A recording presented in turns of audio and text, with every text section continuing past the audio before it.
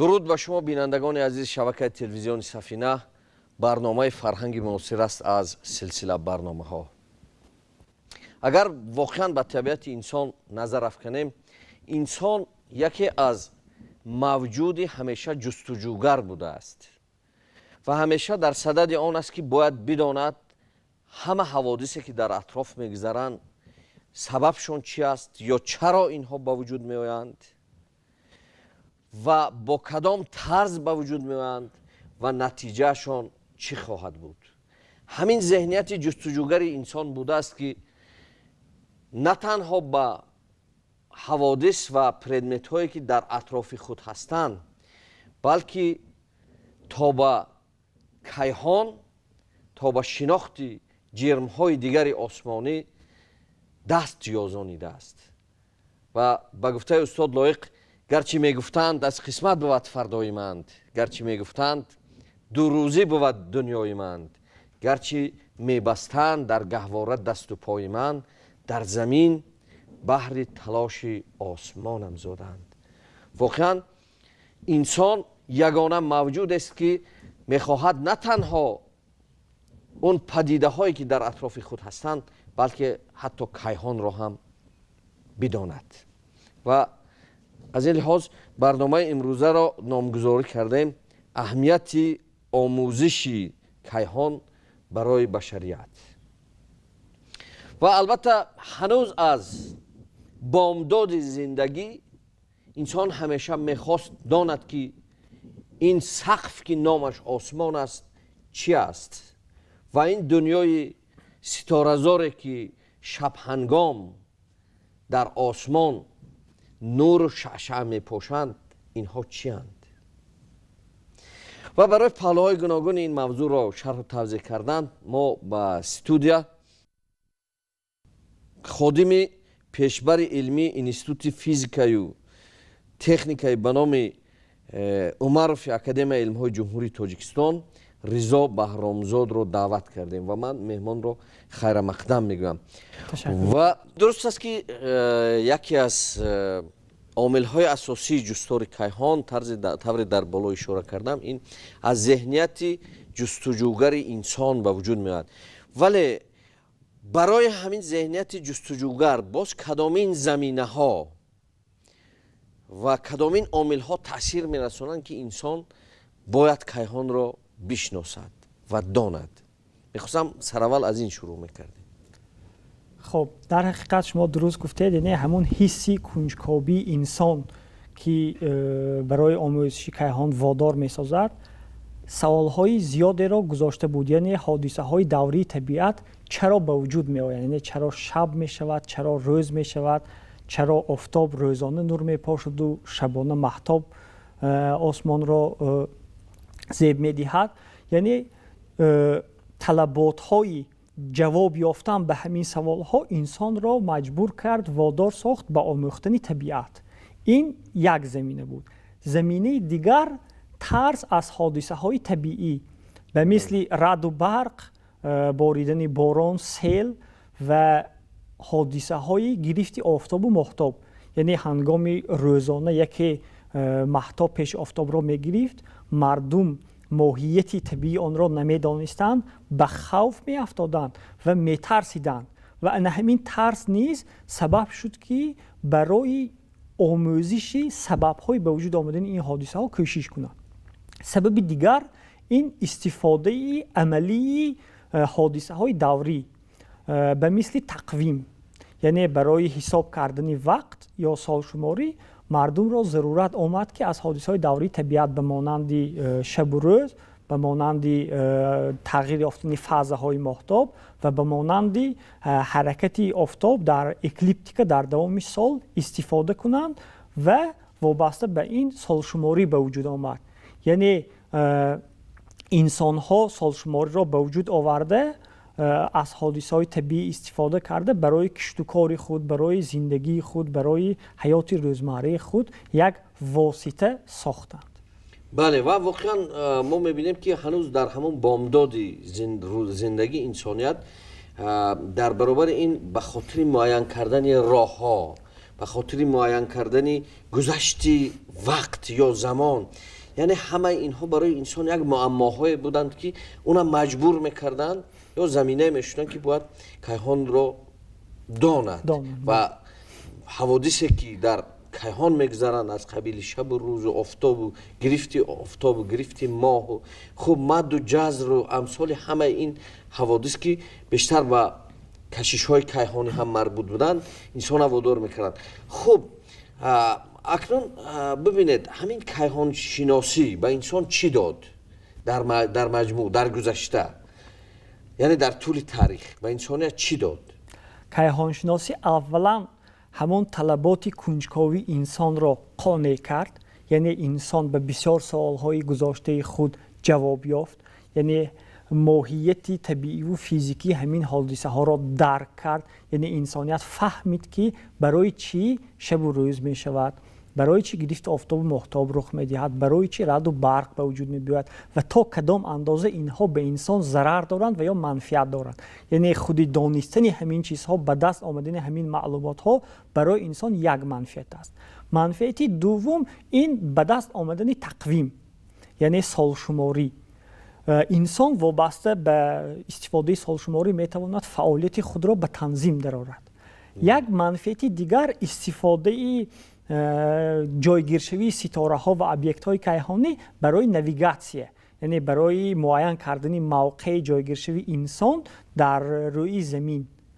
همین ها منفعت ها فایده های بودند که گوییم کیهان شناسی یا ستاره شناسی زمان قدیم به انسانیت داد.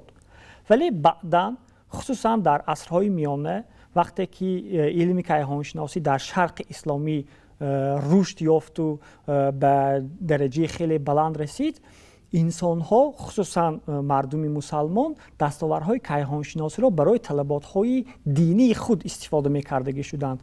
از آن جمله انتخاب معین نمودن سمت قبله، معین نمودن وقت‌های نماز، معین نمودن آغاز و انجام ماه رمضان و معین نمودن روز عید قربان. بله و واقعا ببینید اگر ما عموما با تاریخ تمدن بشر نظر افکنیم ما میبینیم که هنوز در همون بامداد، یعنی همون زمانی که اگر برگردیم به حوادثی تاریخی که در زمین رخ دادن، در همون یخبندی های اول و دومی که در کره زمین به وجود آمدن و تغییریابی اقلیمی در سراسر زمین رخ داد، همون زمان که برای انسان فکر میکنم که یک دانستن حوادث این کی، یعنی حوادث دوری که در زمین به وجود میاد، این یک برای زنده ماندن انسان که در برابر مثلا خطر سردی، خطر زمستان و مجهز بودن در برابر همه این حوادث، فکر میکنم که این یک دانشی بسیار مکمل هم به حساب می رود برای همان زمان که توانسته است انسان را از نابودی در مجموع انسان را از نابودی نجات دهد. یعنی در همون زمان.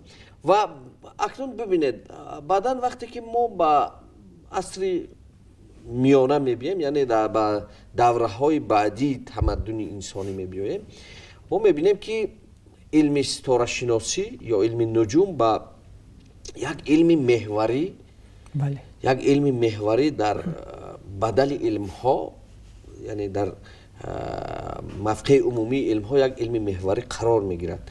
خب اینجا سوال من این است که همین ستاره شناسی برای شناخت دقیقی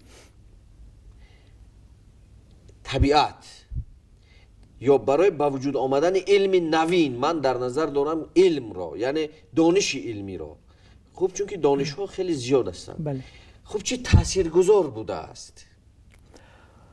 البته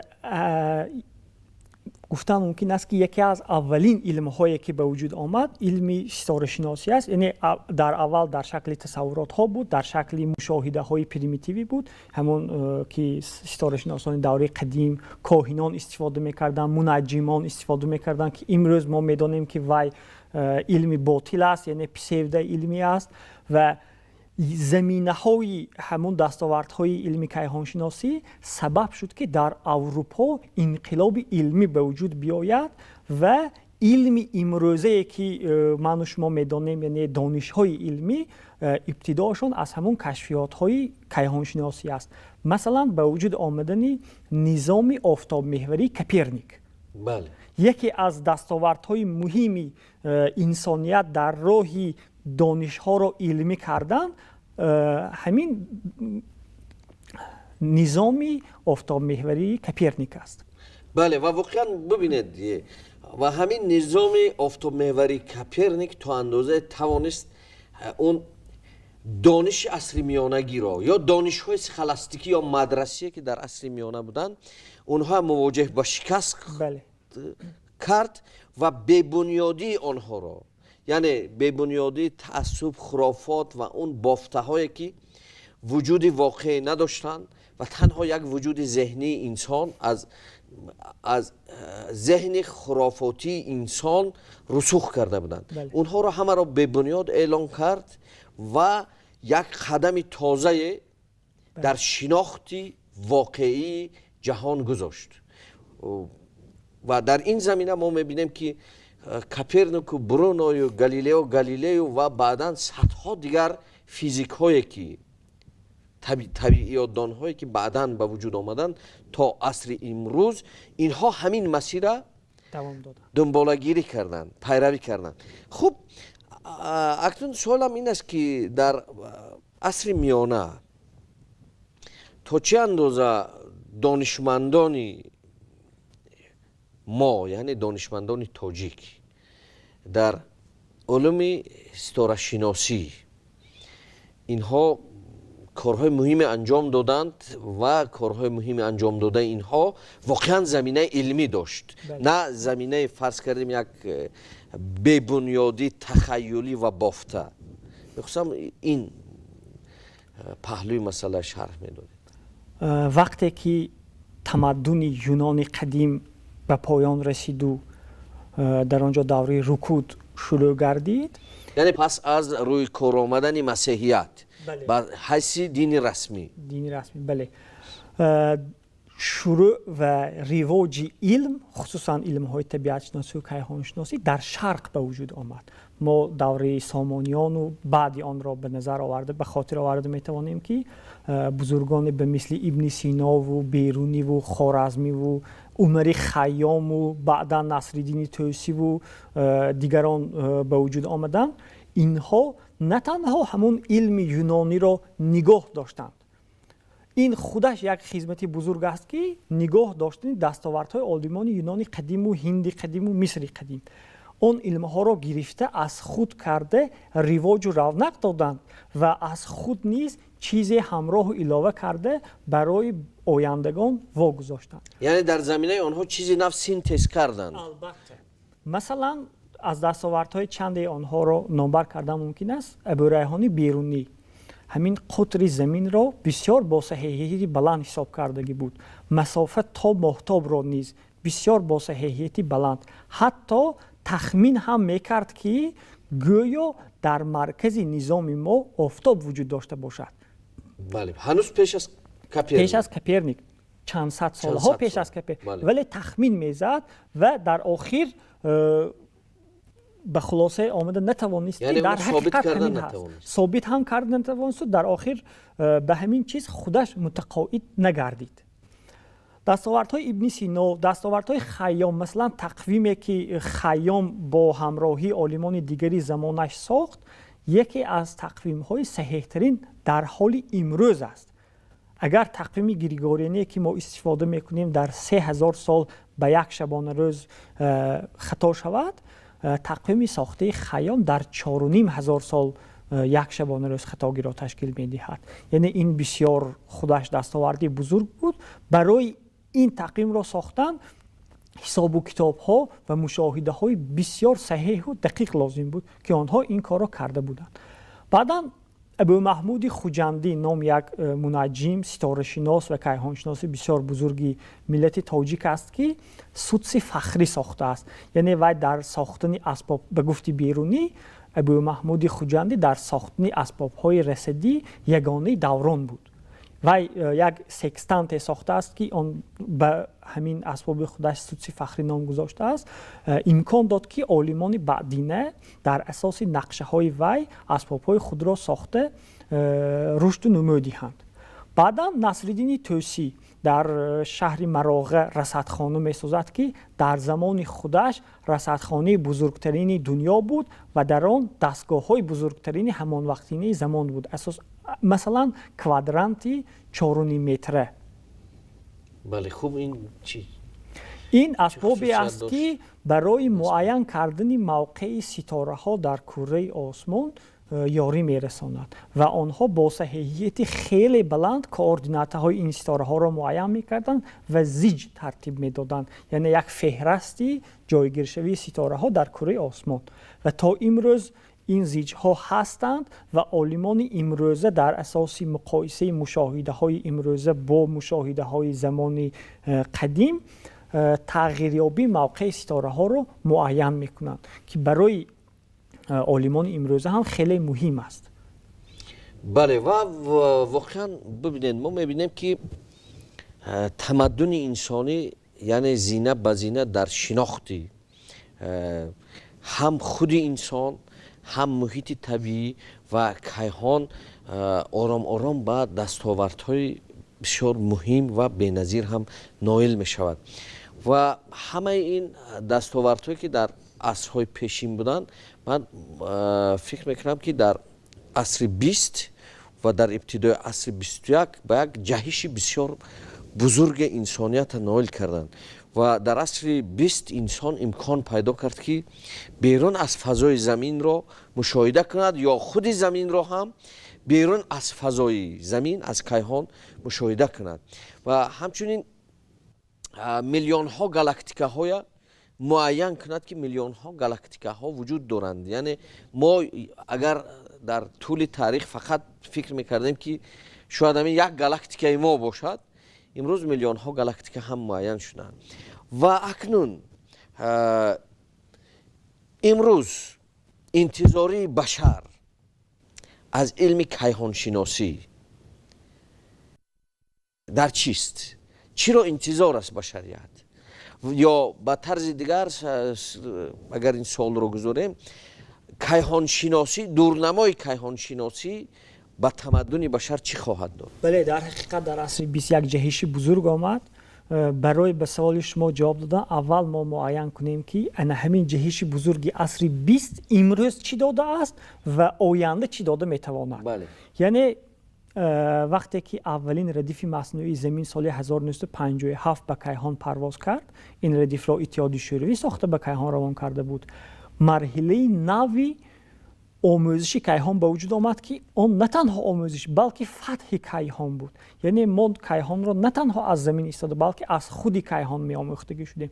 بعدی که گگارین پرواز کرد یعنی فتح بی‌واسطه کیهان از طرف انسان شروع گردید و دستاوردهایی که برای ساختن دستگاه کیهانی، برای ساختن همون ردیف مصنوعی زمین، تکنولوژیایی که به وجود آمدن امروز وسیع در حیات انسان استفاده میشوند.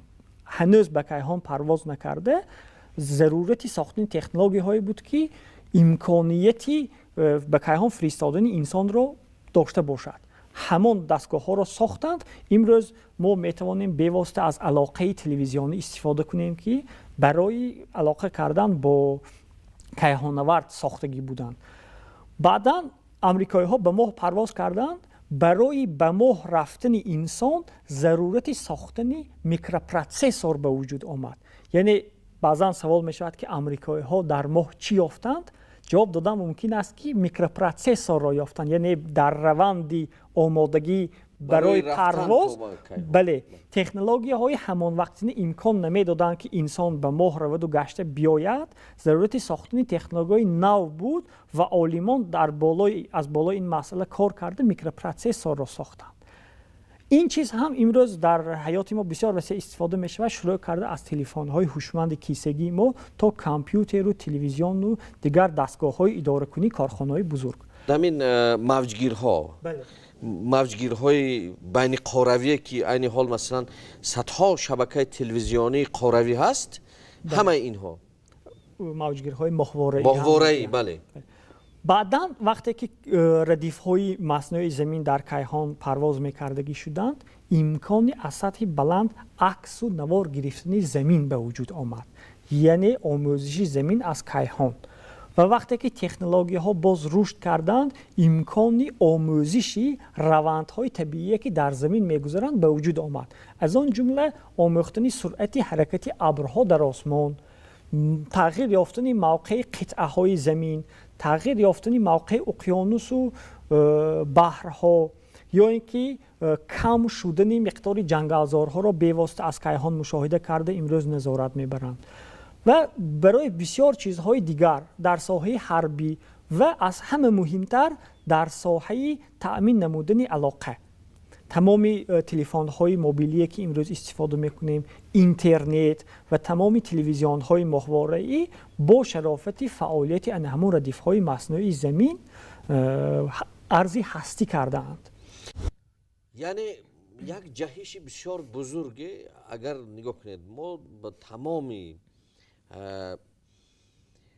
میلیون سال وجود انسان را با همین دستاوردهای قرن 20 و ابتدای عصر 21 مشاهده کنیم یا در مورد تمییز قرار دهیم، ما میبینیم که این دستاوردها واقعا تمام ساحه و سمت‌های زندگی انسانیت تغییر جدی دادند و یک جهش بزرگ در تمدن انسانیت به وجود آمد.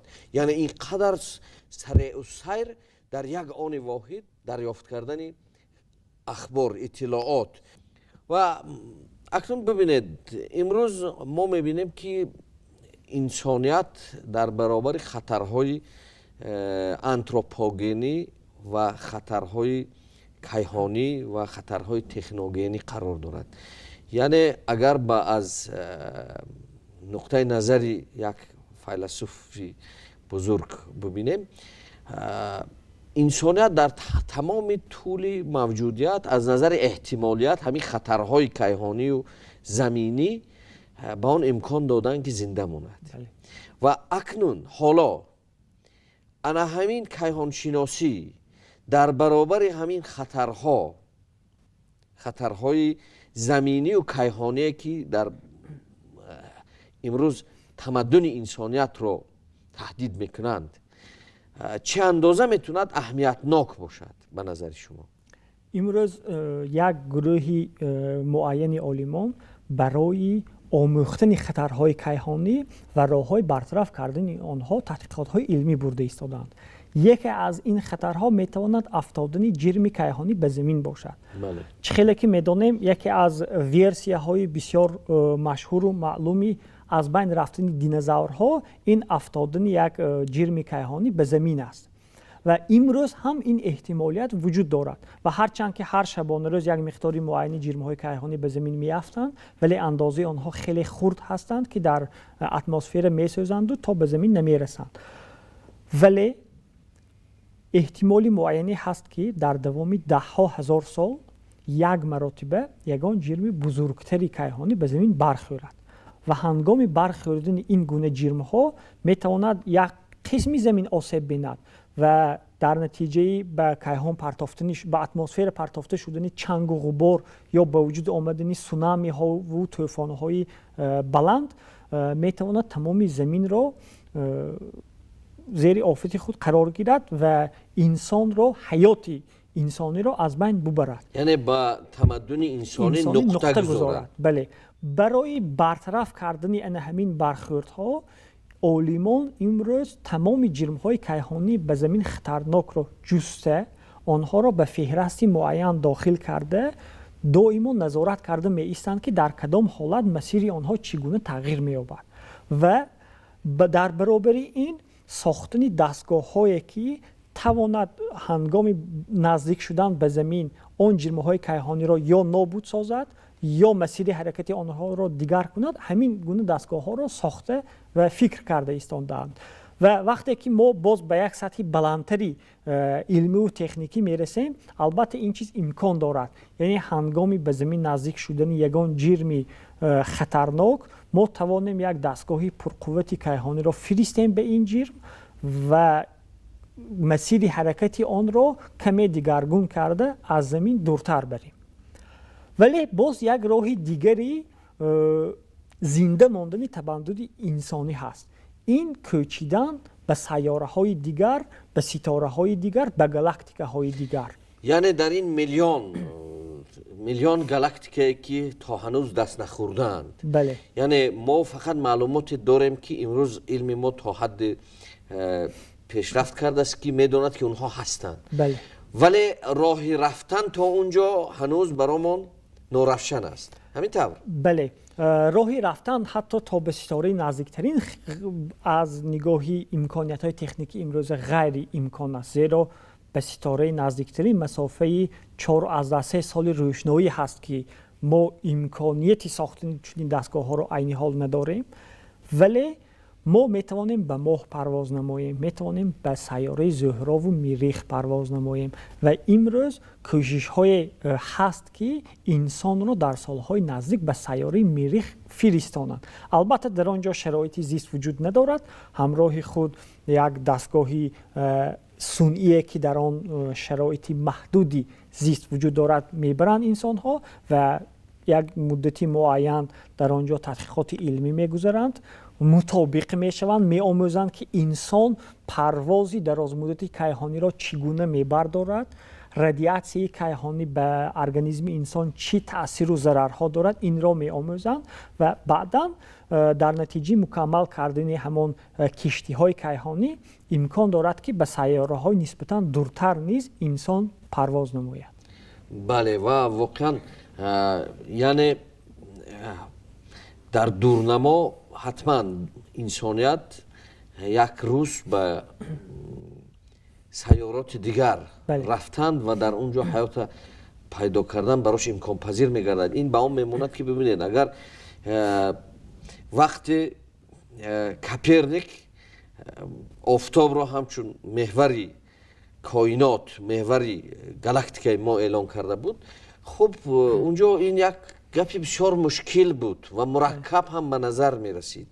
ولی ببینید از اون زمان هزاران دستاورد دیگر در این زمینه به میان آمد و فکر میکنم هرچند امروز تا اندازه یک نوع چیزی دست نارس به ذهنیت انسان، کوچش انسان و سیارات دیگر به نظر می رسد، ولی دیر یا زود انسان پیگیرانه با راه جستجوی های علمی و اکتشاف های علمی که کرده است و این چیز دستیاب می شود.